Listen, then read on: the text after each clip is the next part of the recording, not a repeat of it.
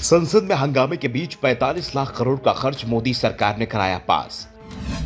लोकसभा में 9 मिनट में ही पास हो गया खर्चे वाला विधेयक। विपक्ष करता रहा हंगामा और मोदी सरकार ने कर दिया खेला। संसद में हंगामा मचा हुआ है, दोनों सदन ठप हैं। सत्ता पक्ष राहुल से माफी की मांग कर रहा है, माफी उस बयान के लिए जो उन्होंने लंदन में दिया था।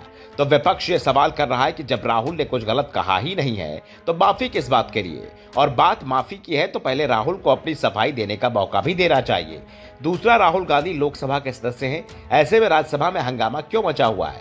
राहुल चाह कर भी राज्यसभा में माफी नहीं मांग सकते हैं, क्योंकि वो ना तो मंत्री हैं और ना ही राज्यसभा के सदस्य ही हैं। लेकिन फिलहाल तो हंगामा राज्यसभा में ही मचा है। बीजेपी राहुल से माफी की मांग पर अड़ी हुई है। इन सब के बीच लोकसभा में आज धड़-धड़ विनियोग विधेयक आते गए और पास होते चले गए, बिना किसी चर्चा के 45 लाख करोड़, जी हां, पूरे 45 लाख करोड़ के अनुदान मांगों पर लोकसभा ने अपनी मोहर लगा दी। राज्यसभा भी इस पर मोहर लगा देगी, क्योंकि वहां भी हंगामा मचा हुआ है। और जिस तरह से लोकसभा में वित्त विधेयक पर मोहर लगी है, वैसे राज्यसभा में भी लग जाएगी।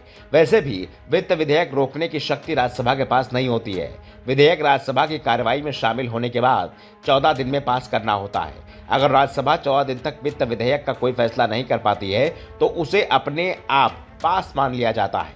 संसद सत्र 6 अप्रैल तक चलना है। ऐसे में उम्मीद कम ही दिख रही है कि सत्र चल पाएगा, क्योंकि सत्ता पक्ष तो हंगामा मचा ही रहा है, विपक्ष भी पीछे नहीं है। हिंडनबर्ग रिपोर्ट के खुलासे के बाद से ही विपक्ष अडानी मामले को लेकर मोदी सरकार को घेरने में जुटा हुआ है।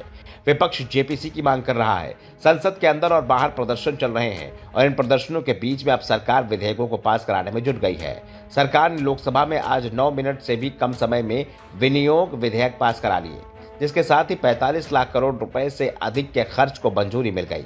वित्त विधेयक को गिलोटिन के जरिए बिना चर्चा के मंजूरी प्रदान की गई है। अलग अलग मंत्रालयों के अनुदान की मांगों को एक साथ बिना चर्चा के पारित कराने की प्रक्रिया गिलोटिन कहते हैं। इन विधेयकों के पास होने के बाद अब विभागों को उनके बजट के आवंटन का रास्ता भी साफ हो गया है। वित्त मंत्री निर्मला सीतारमण ने लोकसभा में करीब 100 मंत्रालयों ने अनुदानों की बकाया मांगों को एक साथ बिना चर्चा कराए गिलोटिन के जरिए सदन की मंजूरी के लिए रखा। कुछ सदस्यों के कटौती प्रस्ताव को ध्वनिमत से नामंजूर करते हुए विनियोग विधेयक को मंजूरी दे दी गई। जिस समय ये सब हो रहा था, पीएम मोदी भी सदन में मौजूद थे। उनकी मौजूदगी में कांग्रेस और दूसरे विपक्षी सदस्यों ने अडानी समूह से जुड़े मुद्दे की जांच के लिए जेपीसी गठित करने की मांग करते हुए जमकर नारेबाजी की। दूसरी ओर आज भी विपक्षी दलों का विरोध प्रदर्शन संसद के अंदर और बाहर जारी रहा। प्रदर्शन में कांग्रेस सहित लगभग सभी विपक्षी दल शामिल हुए। कांग्रेस अध्यक्ष खड़गे ने मीडिया से कहा कि सरकार चाहती है कि संसद सदस्य रिकॉर्ड नहीं देखें। वो हर सूचना को गोपनीय रखना चाहती है। वो पारदर्शिता नहीं चाहती है, इसलिए वे लोकतांत्रिक संस्थाओं, लोकतांत्रिक तौर तरीकों और संविधान को खत्म करना चाहते हैं। खड़गे ने कहा कि हम डरेंगे नहीं, झुकेंगे नहीं, हम अपनी मांग जारी रखेंगे। सरकार को अडानी मामले में जेपीसी का गठन करना ही होगा।